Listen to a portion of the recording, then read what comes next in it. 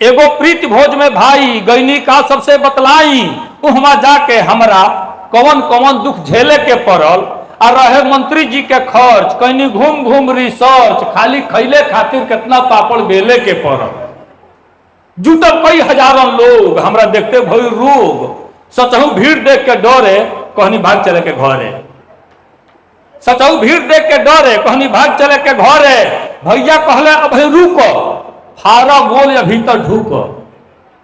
अच्छा ढूको कहनी तो एगो प्रसंग याद आ गए हमके। कोनो विभाग में 50 लोग के भर्ती रहे, 500 आदमी लाइन लगा के खड़ा हो गई। अधिकारी घबरा गई ने, जल्दी जल्दी एगो स्लिप सटाई, कृपया कम से कम शब्दों का इस्तेमाल करें। अंग्रेजी वाला गले में आई कमिंग सर, कहने गेट आउट। हिंदी वाला गले श्रीमान जी अंदर आ सकता हूं, बाहर चलिए। संस्कृत वाला गले अहम आगंतुम सज्जनम, कहले बाहर चल के विश्राम करिए। भोजपुरी वाला गलत कहता ढूकी, कहना ढूक जो। भर्ती हो गई, लोग ताकते रह गए, भर्ती हो गई। तो भैया कहले अब रुको, फारा गोल या भीतर ढूको।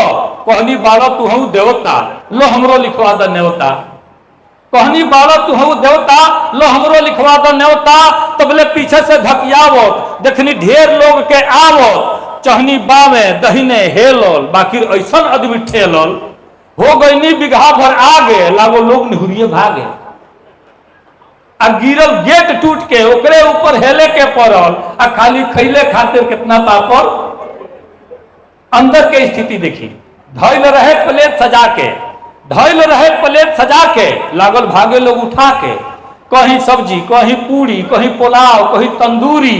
जे बरियार रहे धकियावे, जे लम्हर रहे उ पावे।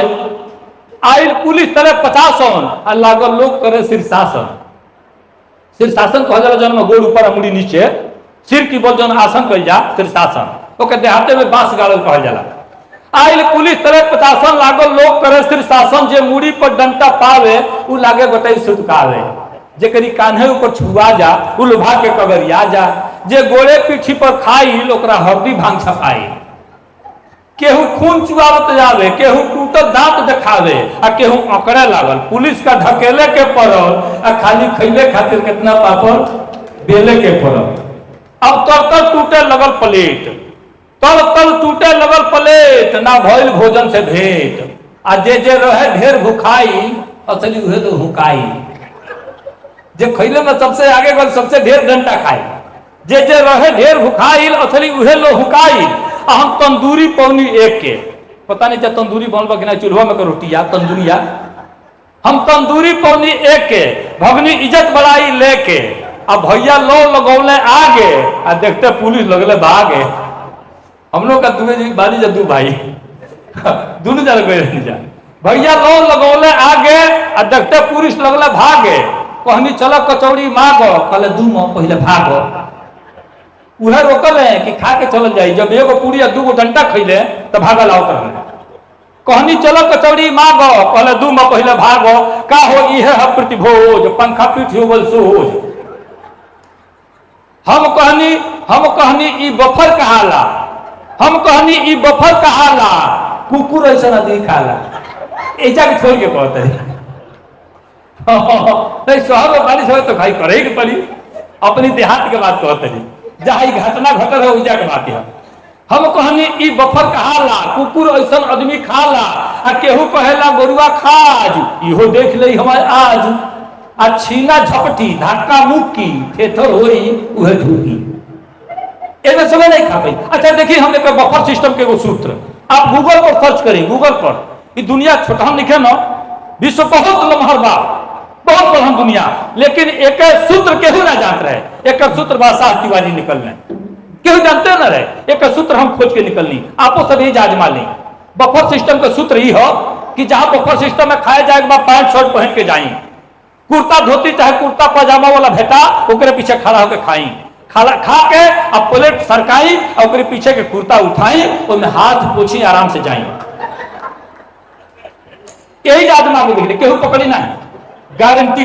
अच्छा हम 2-3 जगह निहुर के मुंह पूछ दिले, कसम से आजमावे खाती कि देखी केहू पकड़ता कि नहीं। भाई हाथ दुइये गो बा, एक हाथे प्लेट पकड़ ले बने, एक हाथे खाते बन, पीछे कोने हाथे के तू ही।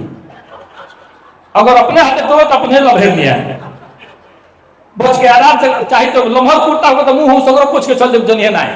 ये सूत्र है एक। कि छीना झपटी धक्का मुक्की थेथर होई उहे ढुकी आ जे शर्माई ओकरा खलिए पेटे खेले के पड़ल आ खाली खैले खातिर कितना पापड़ बेले के पड़ल। बहुत धन्यवाद, बहुत धन्यवाद, बहुत आभार आपके। अंतिम कड़ी सुनी, वहां रहे व्यवस्था नीके, वहां रहे व्यवस्था नीके, बाकी का कहीं आदमी के न्योता 20 जने के रहे वहां 80 आदमी ढहे। आ कुछ लोग सुने आयल गाना बाकी खाए लागल खाना। हमरा जिंदगी भर ना भूली, केहू खुश रहे चाहे फूली, अब पीछे लौटे खातिर जोर लगा के ठेले के पड़ल, खाली खैले खातिर कितना पापड़ बेले के पड़ल, खाली खैले खातिर कितना पापड़। सज्जनों, ऐसे ही सामाजिक विसंगतियों को, कुरीतियों को, भ्रांतियों को, अंधविश्वासों को, छुआछूत को लेकर के हजारों कविताएं हमने लिखी और कविताएं ऐसी लिखी जो केवल हंसाने के लिए नहीं। मैंने कहा है कि सिर्फ हंसना हंसाना ही मकसद नहीं, काव्य का स्वाद सबको चखाते हैं हम, मन वचन कर्म से लोकहित के लिए प्रीत के गीत गंगा बहाते हैं। कविता में कोई संदेश न हो तो कविता वह निरर्थक है। एक संदेश के तहत, एक अभियान के तहत मैं कविता पढ़ता हूं और आज आप सबको पा करके मन बड़ा आह्लादित है।